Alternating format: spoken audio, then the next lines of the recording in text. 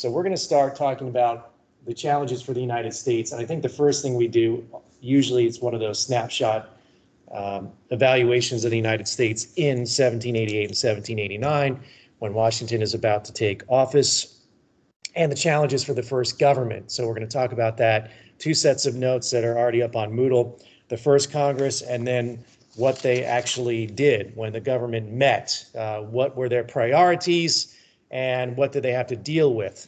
So I like that Dr. Freeman always said and reminded us that this was never an inevitable story, that it was going to be, oh, of course we wrote a stronger constitution and a stronger government because the government of the 1780s was a complete and total failure.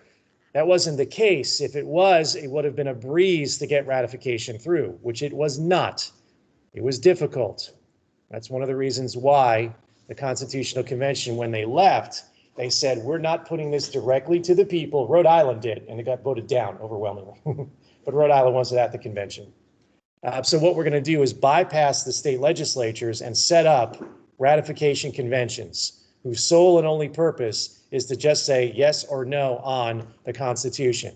It's a way to get around what a lot of folks thought who were writing the document was going to be a surefire way to have it fail, is to send it right to the legislatures. So it goes to Congress, and Congress is like, send it to the states. That's the Congress that's about to go out of business because this new Congress under the new Constitution is going to take over. And so you send it to the states, and then they say, no, not the states, but a ratifying convention. Hopefully we'll get people at the ratification conventions who are strongly in favor of passage. The other thing we're going to do is make sure that only 9, not 13, remember, to amend anything under the Articles of Confederation, you need unanimous support, 13 of 13 states. Now they're saying 9. 9 makes it the law of the land. But again, as Dr. Freeman reminds us, there are certain critical states. If you don't have them ratify, that's a big deal. Virginia, the most populous state. New York, with New York City, what if they don't ratify? And it was close. In New York, it's 30-27. That's the vote. And that is very, very close. Massachusetts, they have to wheel and deal and tell people who are fence sitters, I'm not sure if I'll support or vote against ratification, that they'll have a role in the new government. John Hancock's one of them. Vice President Hancock, he's like, yeah, that sounds great. And they said, by the way, if the tall guy can't be president if Virginia doesn't ratify. That's something a lot of people don't realize. Virginia doesn't ratify, George Washington isn't eligible to be president.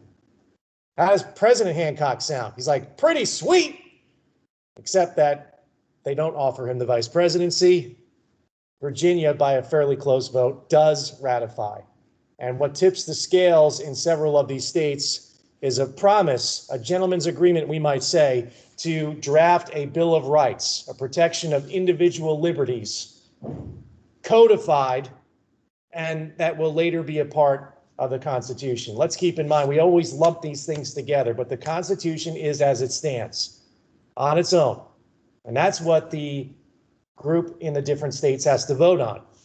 It's a whole separate matter, the Bill of Rights. That's not passed until the first Congress. That's a responsibility of James Madison. So it is not a foregone conclusion that, the Constitution's written, now we'll just ratify it. There's a strong support. But Dr. Freeman pinpoints the major problem with the Anti-Federalists. They have no alternative. And they also have the lamest name in American history, the Anti-Federalists. I mean, they could have come up with something a lot more catchy, because those who support it call themselves not the Nationalists, the Federalists. A federal union. Power is shared. That's what the Federalists are always saying. There are things that the federal government will do, the national government. There are things left to the states. Everything else is the power remaining left to the people. But the Anti-Federalists come along and say, we're against this. And the Federalists might say, what do you got? And the Anti-Federalist is more of the same. The status quo, the government under the Articles, and nothing else. So they don't have a plan B, or their plan B is just not sufficient. It's inadequate. And that really helps the Federalists, because historians have ever since the 1970s and 80s. Now that you can crunch the numbers and do this type of research, said if you'd put this Constitution to a vote of eligible voters, that again is limited. It's white men who own property in many states. They would have been voted down. But the people often don't know better, as the group in Philadelphia would really, really argue. Again, we know that in the original Constitution, you are allowed to vote for one element of the government, the U.S. House of Representatives. The Senate, nope.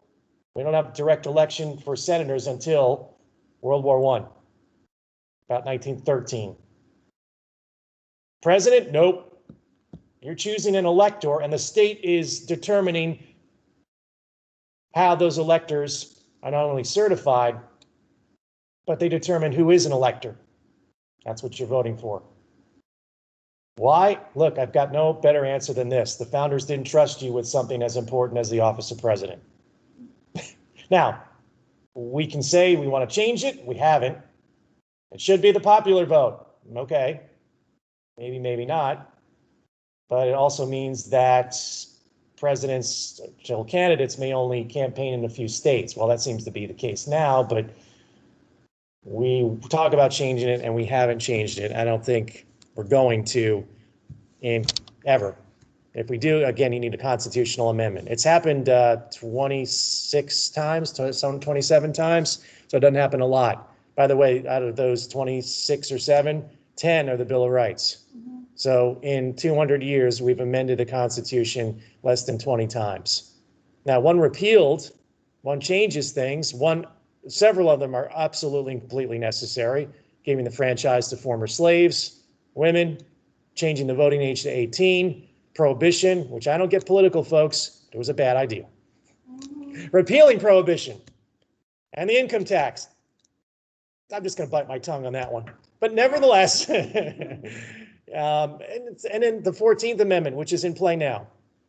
Not the part that says that former slaves are citizens and are entitled to equal protection under the law, which is what it says. But we have before us a trial for a former president about whether or not this president will be able to run again based on the 14th Amendment and the idea that it was originally set up for former Confederates not to serve in office because they brought about servile insurrection. So there you have it. This is a living document, not commenting at all on what's happening in current events. I'm just telling you this is where this document fits to what's happening today. It is relevant. The idea of people saying, well, it's an old dead document written by old dead guys. Well, yeah, but it's the code of laws that we live under, or better or worse. It's not perfect. Madison knew it. Washington knew it. Jefferson was fearful that it created too strong a government. And all that is going to play out in this decade of the 1790s. And it's still not perfect because, I mean, there's still going to be more amendments to come, like I said, in the future. We almost had an equal rights amendment in the 1970s for women. It came very close, but you need the number of states to ratify it. It came real close. It should have passed. I'm sorry. It was codified in a lot of it in law and not as much as a constitutional amendment. So a lot of it did happen, albeit late in a different way than maybe many people wanted it, but it went into practice by law, by federal statute, which is sometimes what you're able to do instead of a constitutional amendment. It's like at the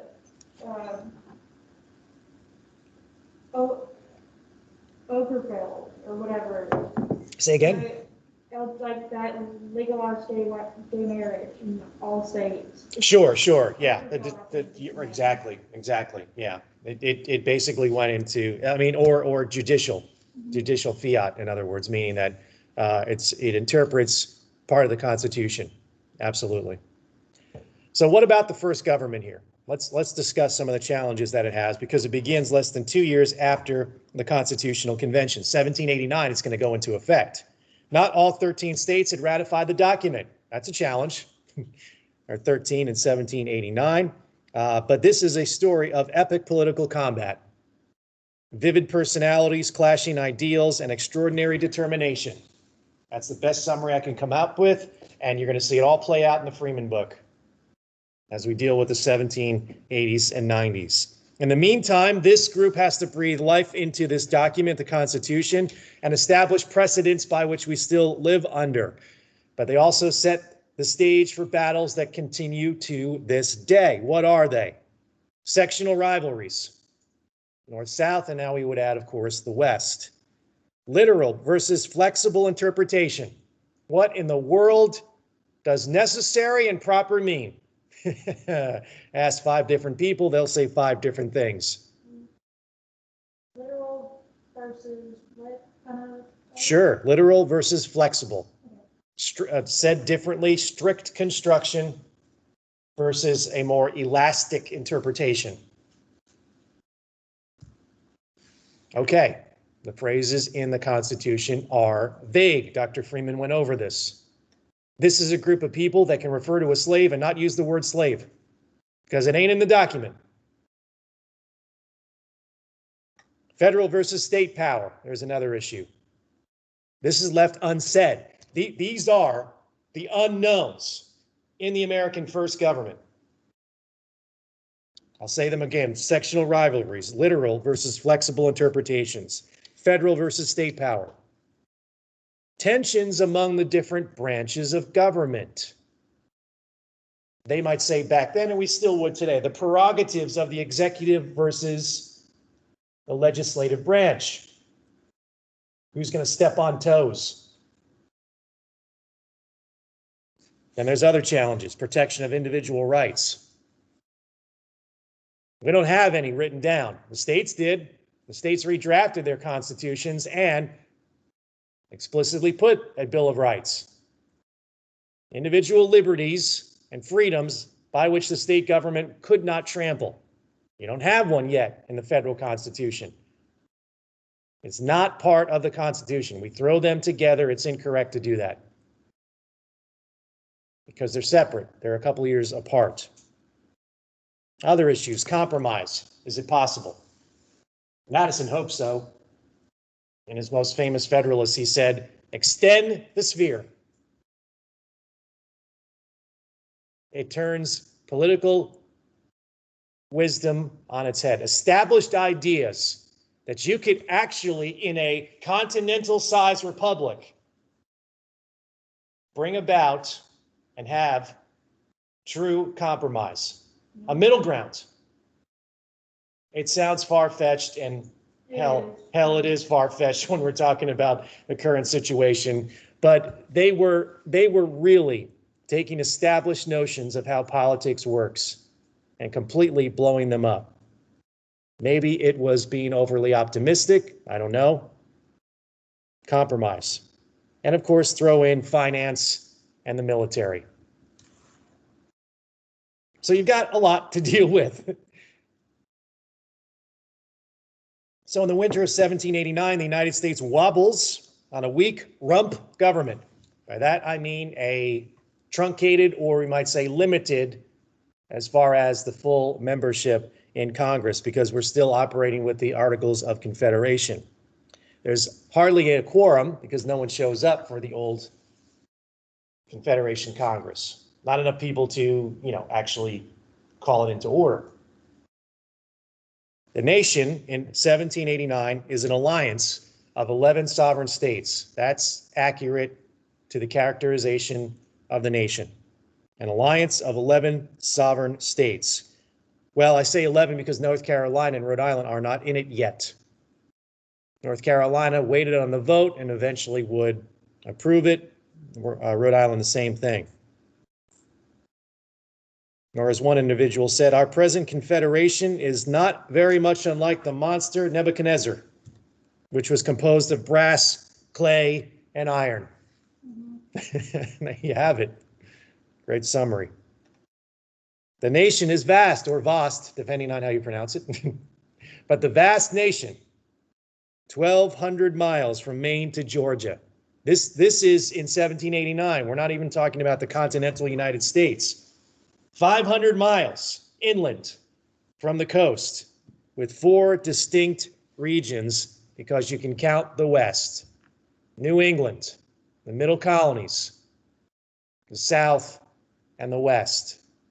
We hadn't flicked the switch because we become independent, that we're this modern nation in 1789. We're still very much a colonial nation. Parochial as far as our own ability to travel or know anything outside of our town or city or other state. Most Americans live in small hamlets most of their life and don't travel outside them.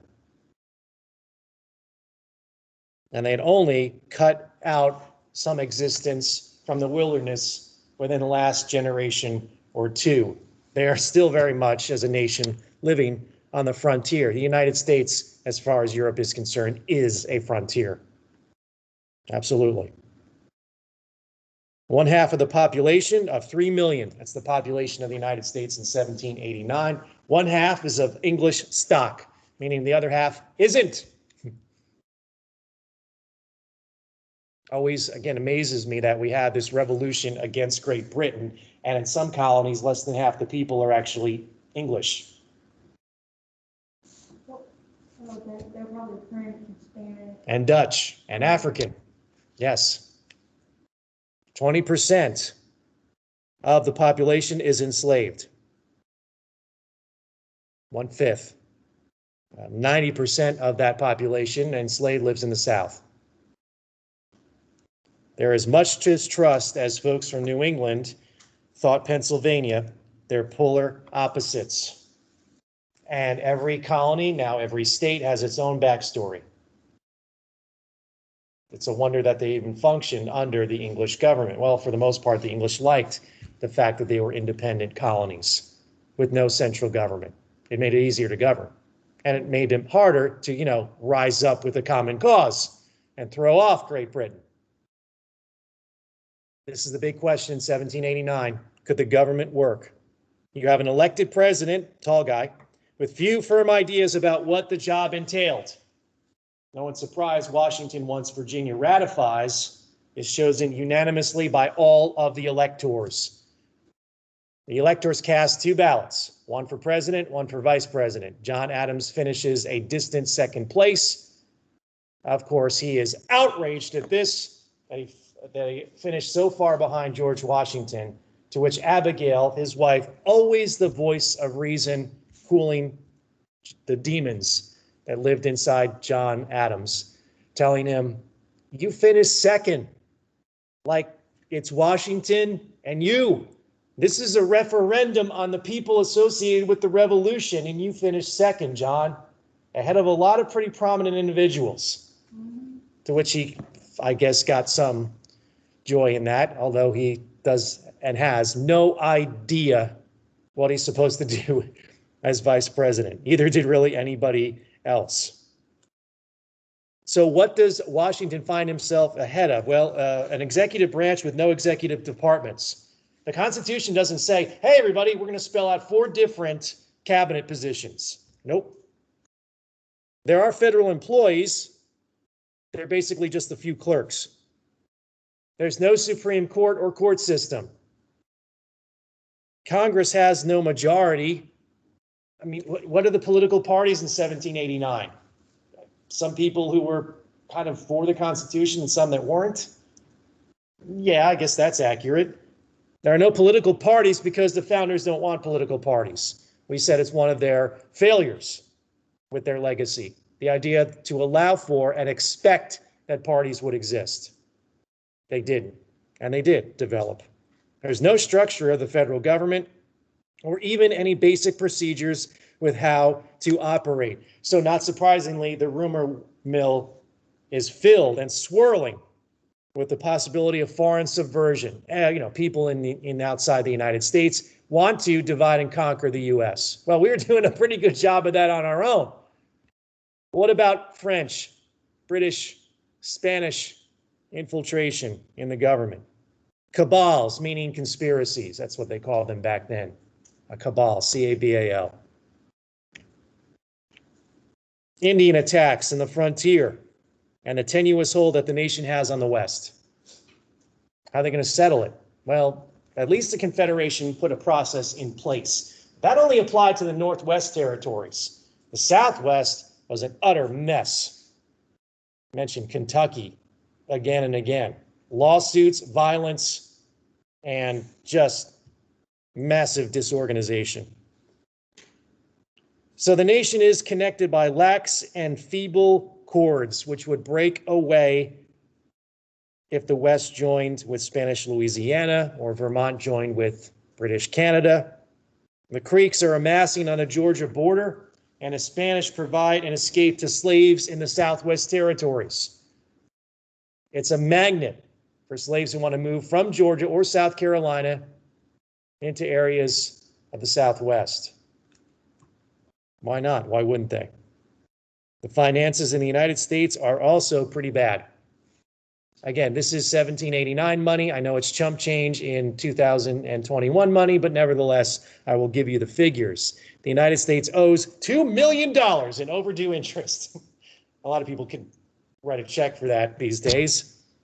With $500,000 in new payments due every year. So we have a debt. We owe it to foreign countries. The national debt and state debt is pretty impressive. We are in the dark, confessed one Pennsylvania congressman. I do believe we are now walking on the brink of a precipice that will be dangerous for us to step too fast upon, unquote. So we might owe in interest, but the debt of the United States as a nation is $74 million, mostly connected to the American Revolution. Elbridge Gerry of Massachusetts says, in America, we had hitherto but little experience in this science of finance. We are going onward blindfolded and have seriously to apprehend evils from every step, unquote. Mostly people think debt is bad. They just can't figure out what to do about it or with it.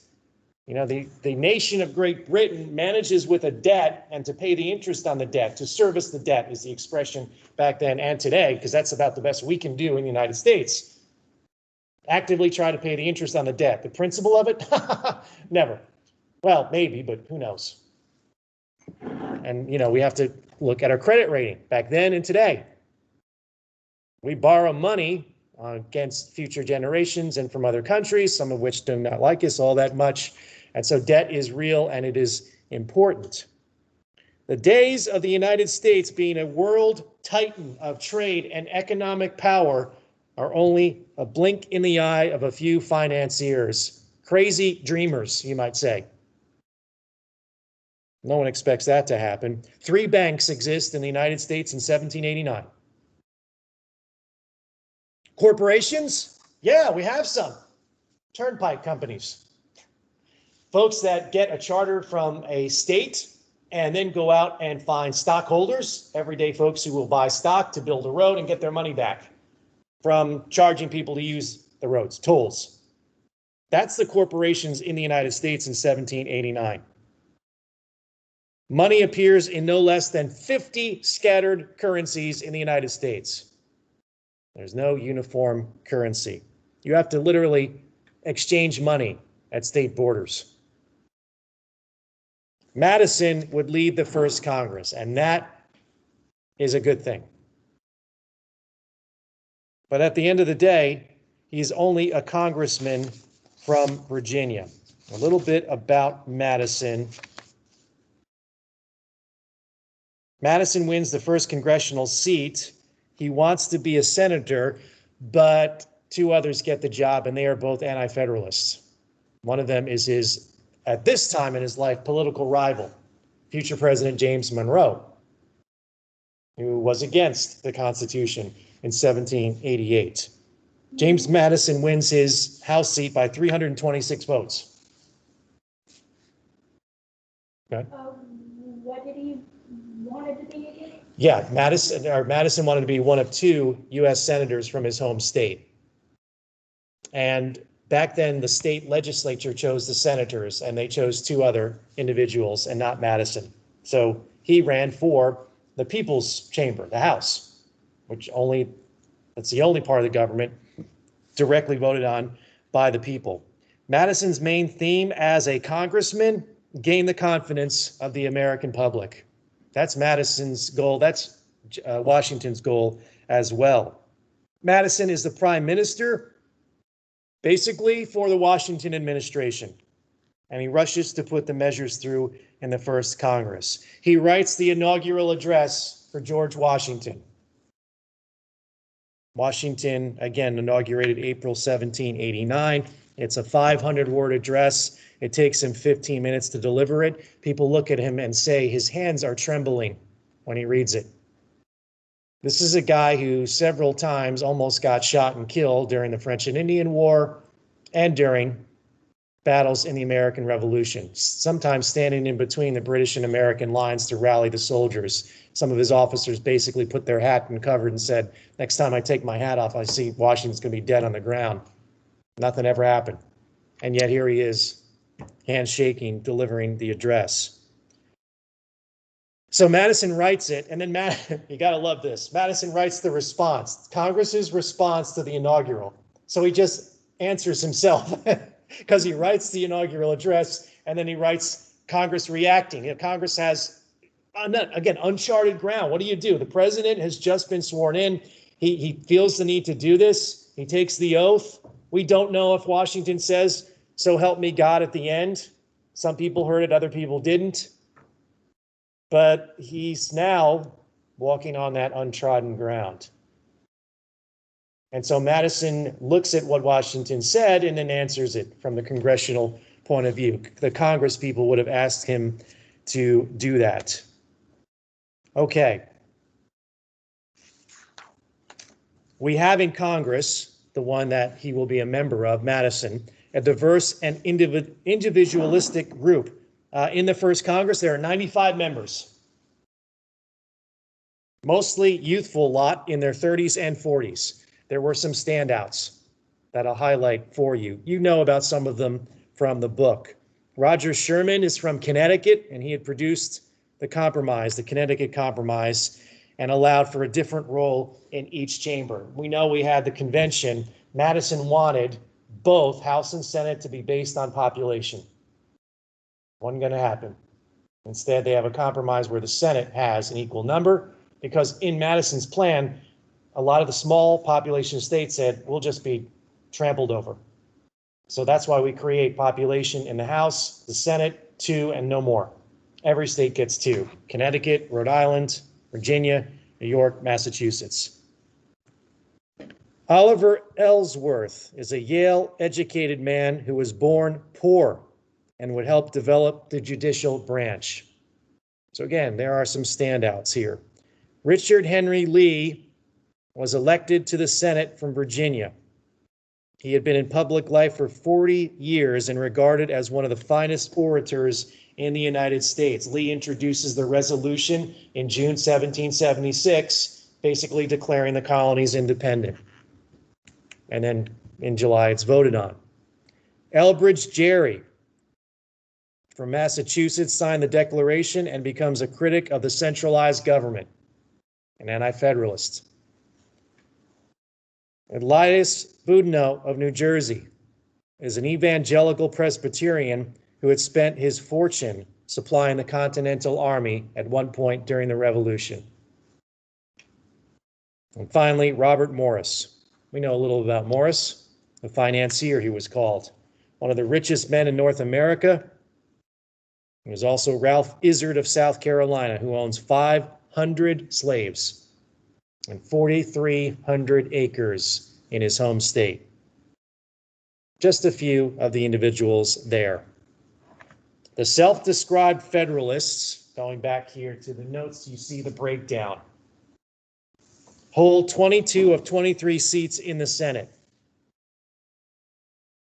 So most of these folks had supported the Constitution or came around to it eventually with the promise of the Bill of Rights. These Federalists hold 46 of 59 seats in the House, meaning you have a strong majority that support a government, enhancing the powers of the government from the Articles to the present Constitution. Ratification in 1788 and 1789, by the way, had not done away with anti-federalism. Yeah, they lost the ratification fight, but they hadn't gone away as a political force. They believed the government should be restricted. and only limited to a few spheres of activity. Interstate commerce. Well, that's what everyone sat down in Philadelphia for. Congress should regulate trade, not the individual states. So they did agree on that. Foreign affairs, there's a lot of unknown gray area in what the national government will do. Navigation. Who's going to deal with the river and trade networks in the United States? Money and the military, those big issues we kind of highlighted at the very beginning of all of this. In spite of the differences, the expectations were high. Public interest was intense. All eyes are looking on New York, the first capital of the United States. I say here in the notes what the first Congress had to do in their early sessions. They didn't meet year-round today, probably because there aren't TV cameras. Sorry, that's a lame joke, but nevertheless, maybe it's true. They met in a session or two sessions. Congress created in a short order the Department of State, the Department of Treasury, the Supreme Court, the other lower courts, and a judicial criminal code. They would debate and pass the Bill of Rights.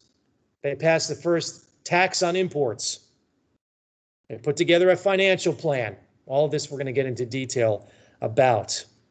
They authorized the first census, the count of people in the United States. They passed patent and copyright system. They tried to make a treaty with a Native American nation, a creek in the Southwest. We'll deal with that on Thursday. A site of the permanent first capital, and had states join the Union. Last, Rhode Island, and eventually North Carolina. And Washington, whose hands were shaking when he took the oath of office, invented the presidency. Stretched its power, took some of it away from Congress. So one of the issues I mentioned, the different parts of the government, the branches of government. He defined, Washington, the parameters for the office. And of course, made John Adams part of that government as well. Okay, we're going to switch gears a little and introduce the other set of notes. So let's look at those. Okay. The first Congress, 1789. Uncertainty is the theme after the Constitution is ratified. The Federalists may be the majority. They had won the day. They had gotten the document passed. But there were a lot of folks like Washington who thought if we can establish confidence, people will give the new Constitution and the new government a fair chance. Again, that's the hope. It's like everyone who's a somewhat reasonable individual when we change administrations. Let's give the incoming one maybe a fair chance. Others maybe not, but that certainly applies to back then. People were genuinely worried that this government had too much concentrated power. There was not enough spelled out about what the government could not do. And remember, we are still missing a codified Bill of Rights. There are numerous nagging questions that plague the nation. How can a republic govern such a large continental area? The anti-federalists themselves said it. It's an absurdity, contrary to the whole experience of mankind. They have a point. Maybe it's too much to ask, but give it a try. Some Federalists might agree the optimism of 1776 had become pessimism by 1788. We had a minimum of government and it didn't work. The Articles of Confederation, completely inadequate.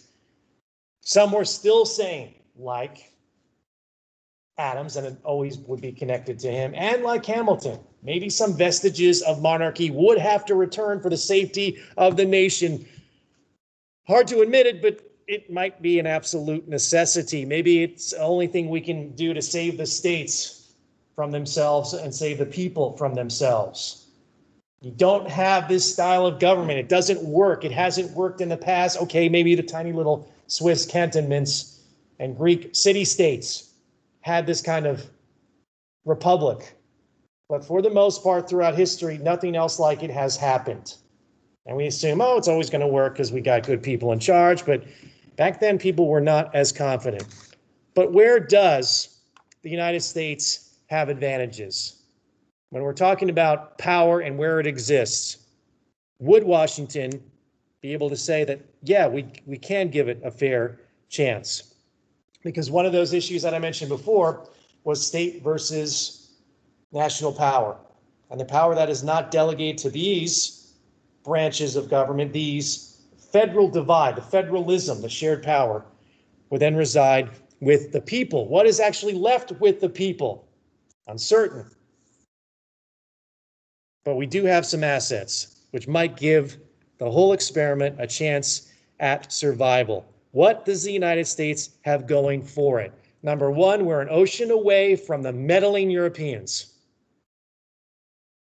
And Washington later said, if we could have them leave us alone for a generation, we might succeed. They didn't. The story of this class is going to be how we just get dragged into European affairs. We have a youthful population, upwards of 4 million, somewhere between 3 and 4 million. I think it's on the higher shade of about 4 million. Total white and enslaved in 13 different states. Half of that 4 million is 16 years old and younger. A youthful population.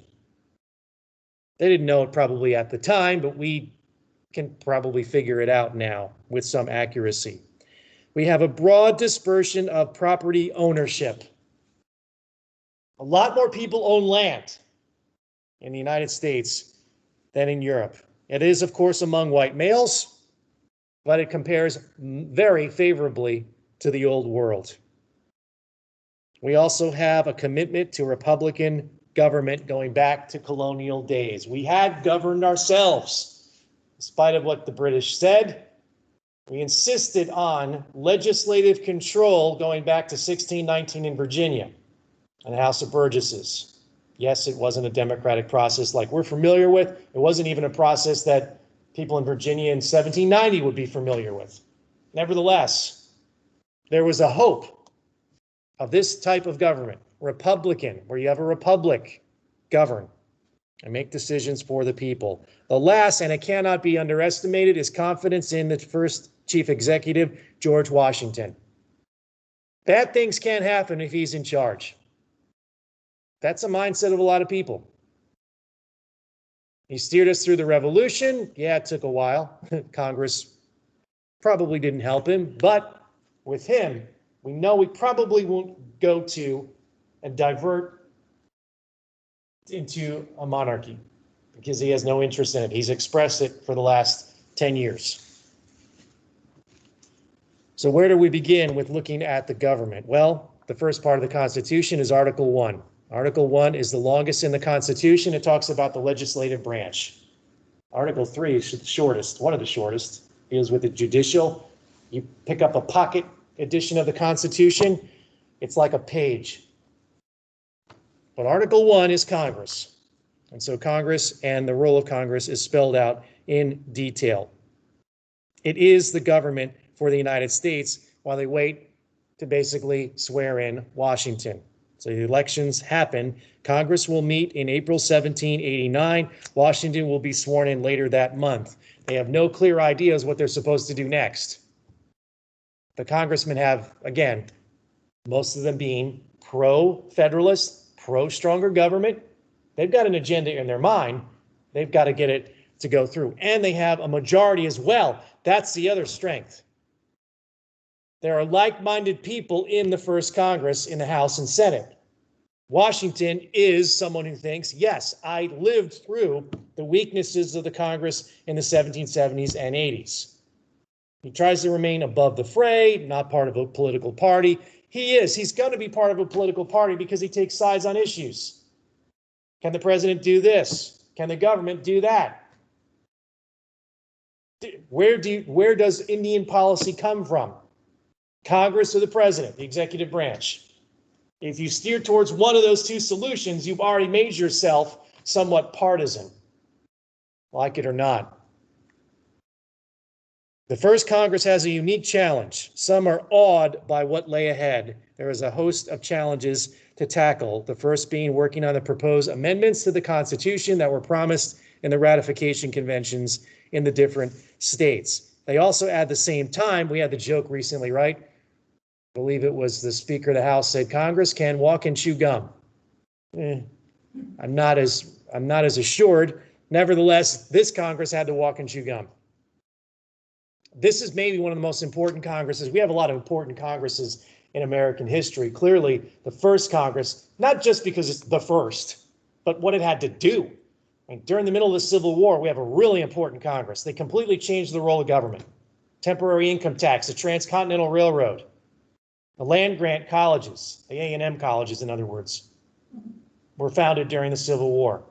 That's certainly critical, but this one does a lot as well. So you put together the government structure. The Constitution is a description of the duties and powers. The precedents come later. They spell it out, but the actual nuts and bolts, the sausage making, when they talk about laws and bills becoming laws, has to be worked out in the Congress. Some see the first Congress as almost a second constitutional convention. All right, we know what Article 1 says. How do we put it in practice and make it work? And there are daunting tasks awaiting them. Madison says, and this is a description that a lot of congressmen and people in the United States say, his quote, "We are in a wilderness without a single footstep to guide us. Our successors will have an easier task," unquote. No pressure, he's saying. It's all on us to get it right this time. Madison. Madison's quote, "We are in a wilderness without a single footstep to guide us." It's even a challenge to get to New York in 1789, which is the first capital of the United States. From Boston, which is a very quick flight today, it will take you 6 days at best to travel on the Old Post Road, as they call it. The roads in the United States carry mail, and people too, but they're built to carry mail, and there aren't really any of them. The Congress is scheduled to start in March, and typical of Congress, they're a little off in their prediction, and they begin 1 month later. So April 1789, the mechanisms of the government are beginning to start. The capital of the United States is New York, almost by default. 30,000 people. What's that the equivalent of? Denham Springs, Louisiana? I mean, a town with 30,000? Yeah, it's not the mega metropolis we know today. It is not the largest city either. Philadelphia has that designation with 45,000 people. New York will pass it and eclipse it within a generation. Half of New Yorkers are foreign born, and it gives the town a very cosmopolitan feel, especially because there are 400 taverns in New York. There's probably more now, too. Yeah, it makes me wonder. Yeah, probably. But you have to for 8 million people in the greater tri-state area. Absolutely. The fires of New York. Now, there had been vast conflagrations of 1776, destroyed about a quarter of the city, and another in 1778, had really dampened people's spirits, but it made a lot of them only more dedicated to increase and expand after the war. It was a loyalist city. It really was. It was a loyalist stronghold during the war, and it was occupied by the British for basically the entire conflict. The seat of government in the United States is Federal Hall, which is the old New York City Hall. It's at Wall and Nassau Street, remodeled by someone we'll talk about in the future, the French architect L'Enfant. Later design Washington, D.C. Many in the first Congress, many of these gentlemen are quite distinguished. 20 of those who sit in the first Congress had been part of the Constitutional Convention, including Madison. So we don't see 55 start, 39 eventually sign the Constitution. And we don't see all of them immediately just transfer into as members of Congress. Madison is a little bit concerned about the quality of the individuals there, and also would faction, he means political party, would factions and interests and local prejudices dominate the debates. He saw that take place in the state governments He saw it take place in the Congress itself. He doesn't want that to happen in the US Congress. He wants this Congress to be different than the Confederation Congress and to get quality people there. We know we do have some. The House in the first session considered 146 different bills. Pretty impressive. Bills, they're not laws. They're bills first and then become a law. You've all seen the Saturday cartoon, right? No, none of you have seen that because you're at least one generation younger than me. That's right. Yes. Okay. That's the best way. School, I completely blanked on the title of those. Schoolhouse Rock? Schoolhouse Rock, yeah, Schoolhouse Rock. That was the most memorable one for me, that particular one. Yeah, it's the one that stands out the most to me, absolutely. Yeah. The Senate considered 24 bills in its first session when they met. So 140, just it's not critical for you to know the number, but it's an interesting comparison. 146 bills in the House, 24 in the Senate. It shows us something. Number one, it shows us the idea that the House, as the people's chamber, took its role very seriously. Now, out of the 146, that means they were brought up. They were voted no on. Yeah, a lot of them were. Where some of them were voted on yes, were voted no in the Senate. Some of them voted yes in the House, went through the Senate, and then would be possibly signed into law. They decide to open the debates to the public, though a word-for-word reporting about Congress doesn't appear until 1834. So we have kind of the congressional record, or Annals of Congress as it was called, but it's not a word-for-word notation. It's quickly clear that the House would be inundated with petitions from constituents back home. It is the people's chamber. It makes sense. If anything you want done, it goes into a House bill if your representative were to take it up. 600 came in, for example, to petition the government. Suggestions for bills that might become laws. 600 alone came in on the prohibition of rum and the printing of the Bible as an example of what folks had on their mind.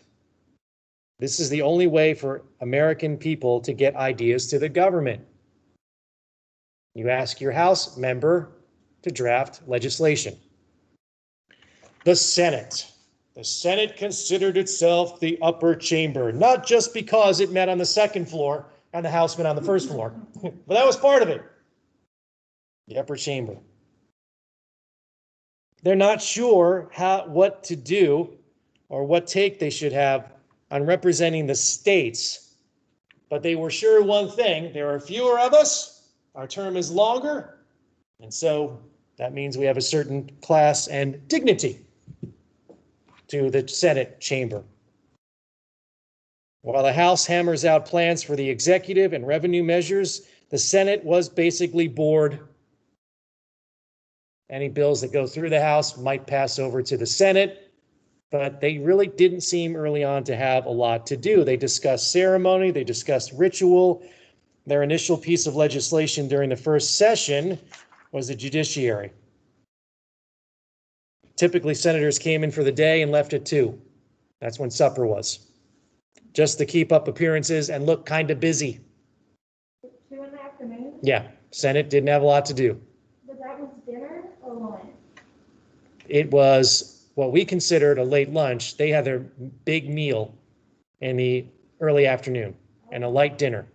Yeah, some people do that still. They still, yeah. Some of the diets suggest that you do that. You eat your big. My grandmother was like that. Right, Yeah. yeah. Have the pots on, and then like before she left for mass, just turn them off and make anything home. Yeah, It was dinner.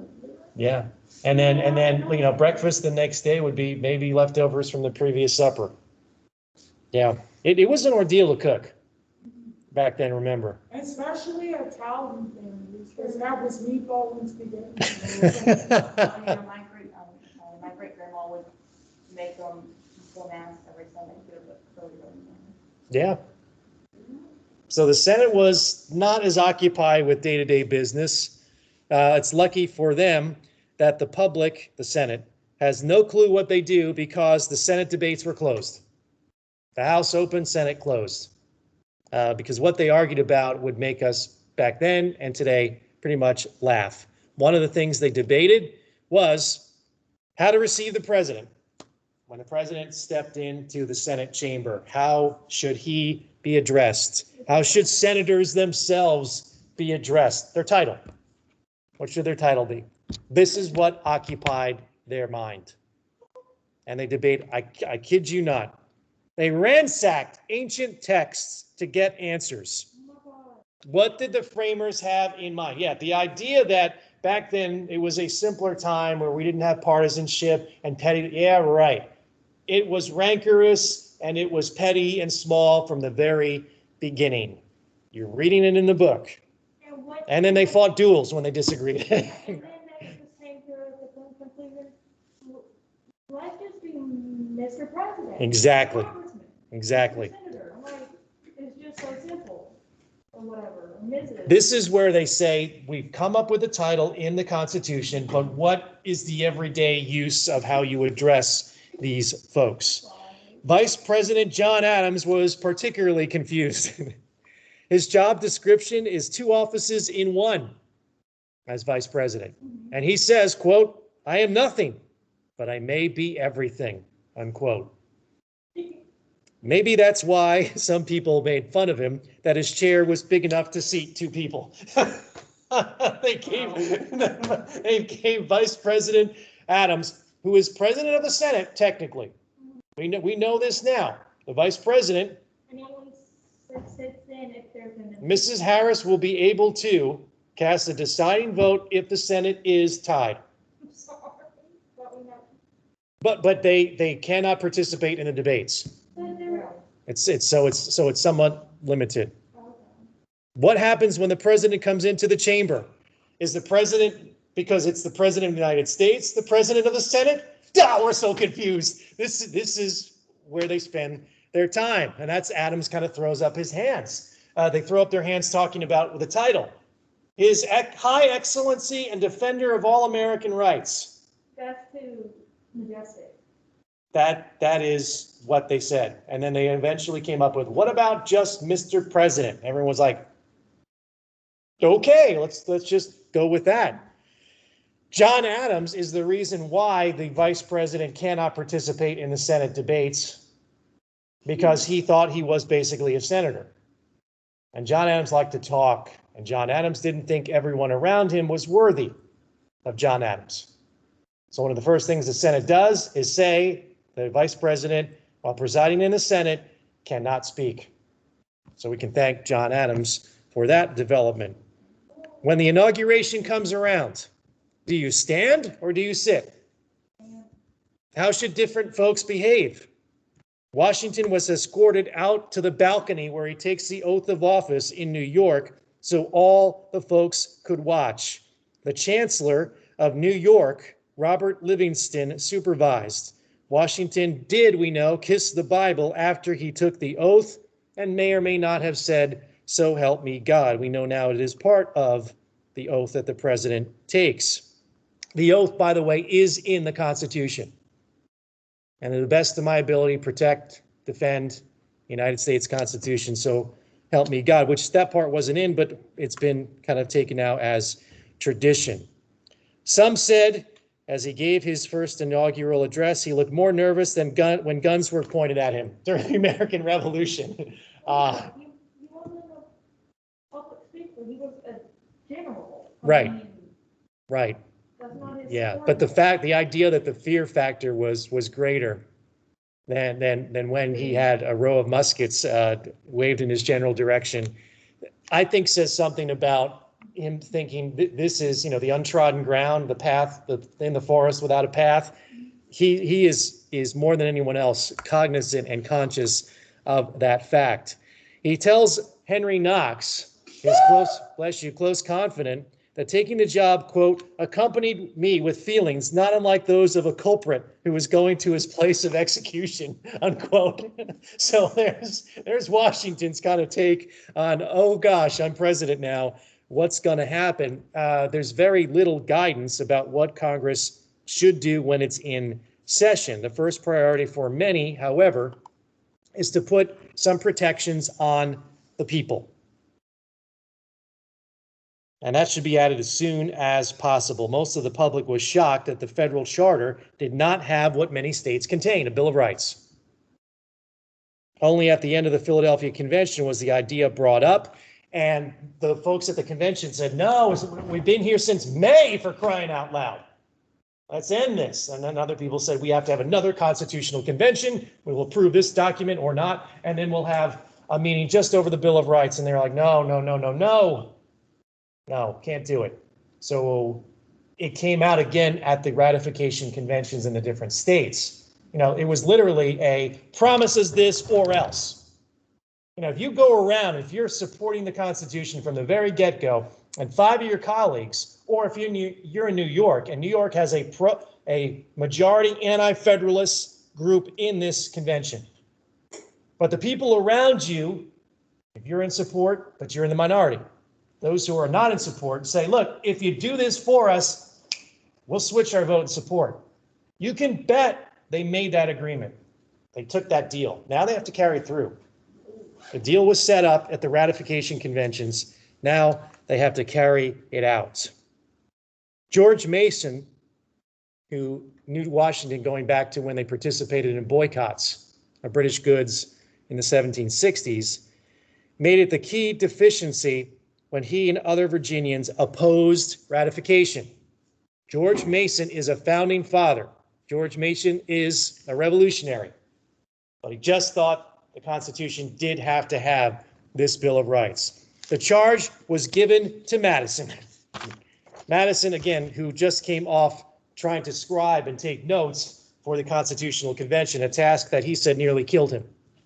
But I think waking up some mornings for James Madison almost nearly killed him. He's something of a dramatic person and a hypochondriac. Nevertheless, he's the one who's given the responsibility.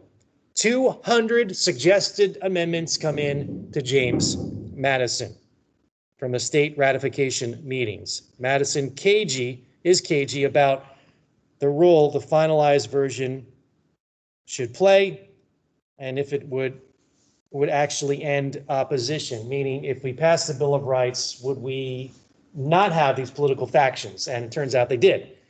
They still had them for all of the other reasons we just talked about. States versus federal power, the military, strict interpretation versus elastic interpretation, the role of the president, the role of the Congress. There were plenty of other things by which they could generate controversy. So he ignores Madison out of these 200 suggestions he gets. Suggestions on presidential terms, taxations, the power of Congress, and then just focuses on individual rights. Some colleagues say, thanks for the good work, let's bury them. Madison says, no, we have to create this Bill of Rights. Some others say there's too much for us to do, too much other work, setting up the different departments, putting together the bureaucracy, the federal courts, a tax policy, the military. I went through all of the different challenges that the first Congress had. Madison, however, to his infinite credit, hounds his colleagues. He may not be the author of the Constitution, but he is the author of the Bill of Rights. Madison's plan, the Virginia plan, is the rough draft of the Constitution, which the committee changes to a better product. But Madison writes the Bill of Rights. He believes he is duty-bound to see this through and make speeches in Congress on behalf of the passage. He doesn't like to make speeches. So you can tell right there, he's a true believer in it. He also reminds everyone, one of the themes of his speech is, this would quiet the minds of the people who don't trust the Constitution as it exists. That's why it is a necessity that we pass the Bill of Rights. It will also make North Carolina and Rhode Island, 2 states that did not ratify yet at this moment, confident in the government, and they would have another vote and they would eventually support it. All the while convincing himself that maybe the government will work. He wasn't exactly happy with the finished draft. Joseph Ellis in the Founding Brothers book says, look, Madison wanted Virginia to have a strong say in the government. The House is determined by population, the Senate too. Then they changed that.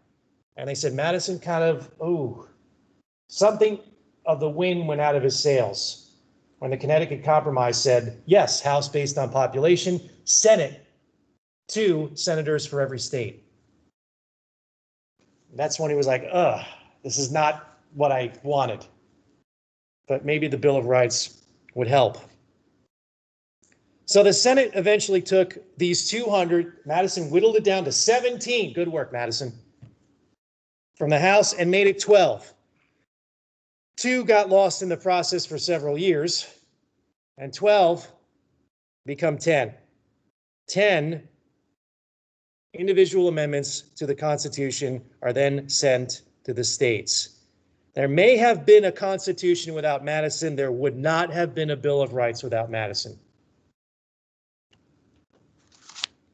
Briefly, I will go over the amendments. The First Amendment states Congress shall make no law respecting an establishment of religion or prohibiting the free exercise thereof, or abridging the freedom of speech or of the press or the right of the people to assemble and to petition the government for a redress of grievances, unquote.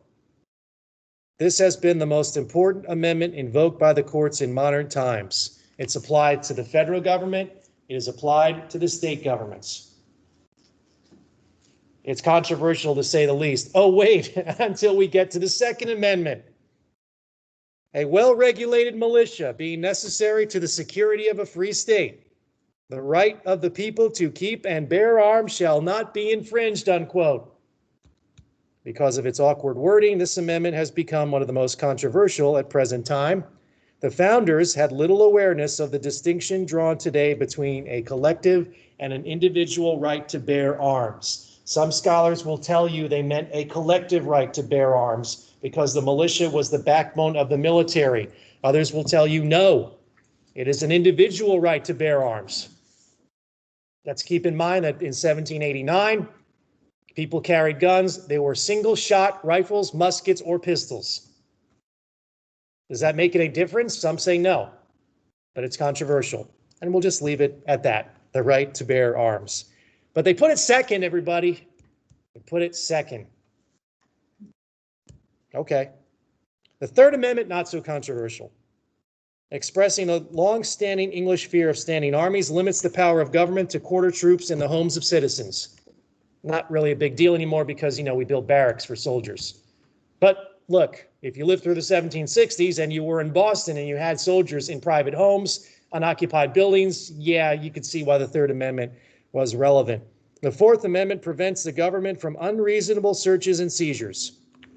A direct connection to, those of you from the Revolution class, remember James Otis and the writs of assistance, where you just storm on a ship that you accuse of smuggling and you are guilty until proven innocent.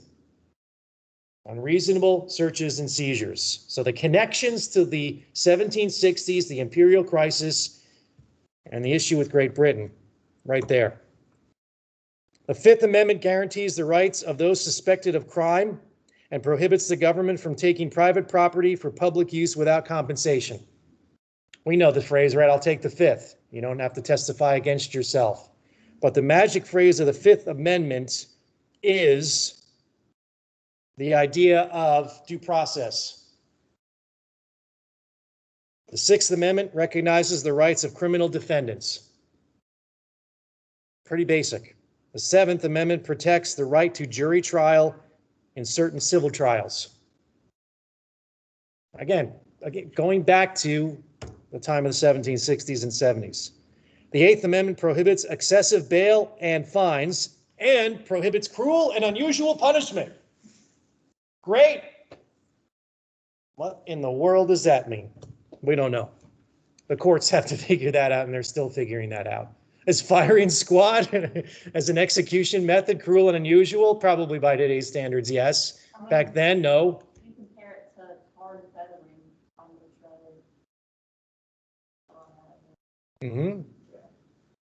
Bail that you couldn't meet, fines that you couldn't meet, that were excessive, that was a goal. Cruel and unusual punishment, yeah. Yeah, well, again, It's not always clear. The Ninth Amendment was very important to James Madison. It states that, the Ninth Amendment, the enumeration in the Constitution of certain rights shall not be construed to deny or disparage others retained by the people. So if it's not in the Constitution, it's not to the states, the people retain those rights. And the 10th Amendment reserves to the states or the people all powers not delegated to the federal government. 10th Amendment. There you have it. The 10 amendments to the Constitution. His colleagues changed it up. They eliminated a preamble to the Bill of Rights. They just had the Bill of Rights. They revised some, and they placed it at the end of the document. So that's why you see the Constitution and then the Bill of Rights, or the amendments to the Constitution. 10 are passed and sent to the states. That's when they become the Bill of Rights, first 10 amendments. And we'll slowly add others to it. One that was found in the 90s and is the last amendment to the Constitution literally says Congress can't vote an outgoing Congress on a pay raise. The compensation was the word they used back then. But we've got a host of them going down the line that you're probably familiar with. Changing the electors when we had some interesting elections like 1800, the electors designating that one of their votes is for president, another is for vice president, so we don't have 1800 repeat itself all over again. Okay, and other zany elections that we had through the years.